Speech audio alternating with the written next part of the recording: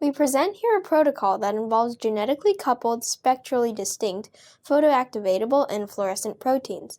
These internal rulers permit quantification of the PAFP fraction that is photoactivated to be fluorescent. Thus far, no method has been available to quantify in bulk and in live cells how many of the PAFPs expressed are photoactivated to fluoresce.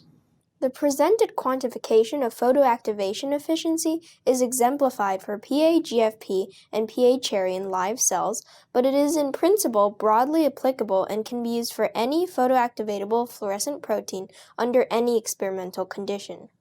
Whenever working with genetically encoded fluorescent proteins, the absolute amount of protein expressed varies from cell to cell and is unknown.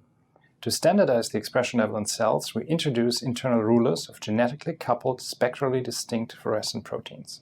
By coupling the genetic information of a photoactivatable fluorescent protein to a spectrally distinct, always-on fluorescent protein, internal rulers are created that will still be expressed to an unknown total amount, but in a fixed and known relative amount of 1 to 1. To begin, construct the plasmids as described in the accompanying text protocol.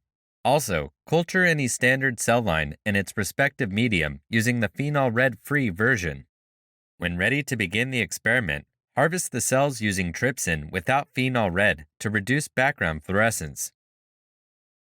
After harvest, fill a 2 ml pipette with a cell suspension from a confluent cell culture grown in a T12.5 cell culture flask. Add 1 drop into each chamber of an 8-chamber glass slide.